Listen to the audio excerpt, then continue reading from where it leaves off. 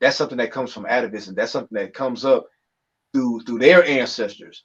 And I think that's depending on, have you read a lot of slavery books? Nah, nope. Okay. I've read enough of them as to where technically when you read about slavery, you hear about the buying and the selling, like you either hear the primitive stages of slavery, getting them and all this and that, or most people hear of the aftermath of it, once the slave's already over here and cutting bellies and everything. But there's an element of slavery where outside of somebody being beat and somebody being mistreated or like something going on, there were times when nothing was going on. It's a relaxed state, and black people learned to express themselves at that time. And I remember reading this book one time where the master he would want to go down to the slave quarters and just see what's going on because there's always something interesting. This book that I read, they was focused on the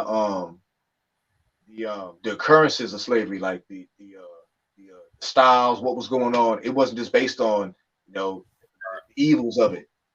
They wanted to focus on some of the idiosyncrasies that people do, like the characteristics that slaves do, and Mm-hmm. the talk and everything.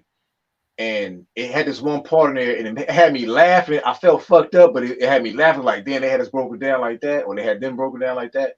But he talked about when he was riding through the slave quarters on his horse, when he coming down from the big house, and he going to the slave quarters on his horse, and he ride on his horse, and he had a shiny apple in his hand, and it said he had like a handkerchief, and while he ride on his horse, he wiping the apple off, and all the slave little kids and even grown men and shit, they looking and shit. So he trying to pick which little nigga boy, nigga girl he want to chunk the apple to as like his little prized possession and tell him to go up to the house. He said he Mm-hmm. found one.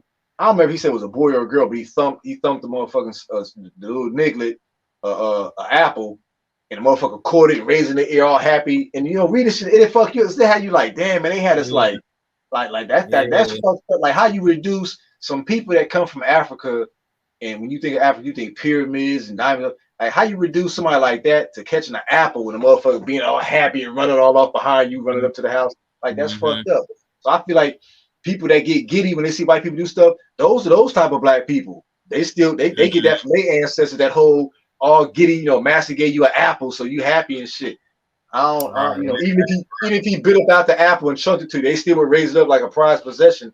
I see black people like that, so I don't never side with that, man. Getting excited when I see people do that, but I Yeah, notice that you that's broke something up a that little that bit. we do. Yeah, let's see if he come back in. And that's what's crazy. I don't know if he can still hear me or not. I can Okay. hear you. Okay. Yeah, you know, we've been here, but like you said, going back to slavery, we just look at white culture.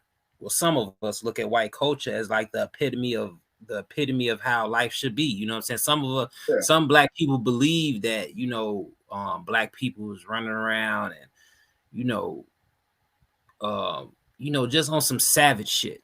You know what I'm yeah, saying? Just on some savage shit. Like, some people still under that false narrative of, when they think of Africa, they think of the little babies with the stomachs and the flies and all that stuff. When, Africa has some of the most beautiful cities and is geared to have some of the biggest cities within like the next, certain amount of years, maybe going out 20, 30, 40 years from now. You know what I'm saying? Gonna have some of the biggest cities in the world. You know what I'm saying? Africa is. So, um, it's just that whitewash shit, man. You know what I'm saying? It's just like, and I ain't trying to go in on the black ladies because I always make it a point not to do that because there's a thousand things I could say about black men in regards to what I'm gonna say is, that a lot of black women think it's the fashionable thing or the social standard to have weave in their hair, to have straight hair.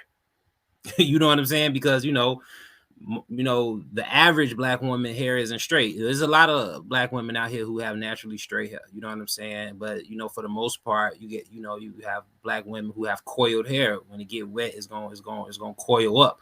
I don't say nappy and shit because I ain't with using that particular term. But they're walking around with the lace fronts. They got the weave.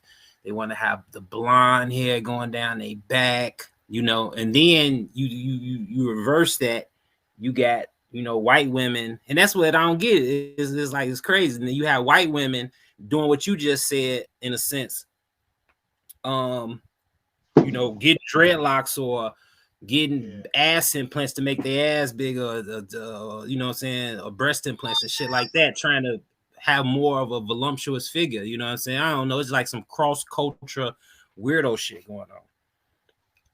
It's ridiculous. It's ridiculous. Yeah, man. But I don't know, man. We'll see. You know, all we can do is sit back and watch this shit go down, because you know, we ain't in a, black people in America ain't in a position to dictate nothing. We can't dictate too much of anything. You know what I'm saying? So whether it's China, Russia, whoever the fuck, it's kind of like we gotta just we go along with it. It's like we go. Yeah. Sometimes that's how I look at it, even with us knowing certain news. It's like even knowing about it, we can only move in a certain way to try to avoid, you know, whatever we feel is you know, negatively about to happen to us. We can only do so much because we don't have that, you know, barely a community. You know what I mean? I'm from the streets with a hood swallow me. I'm from the streets with a hood.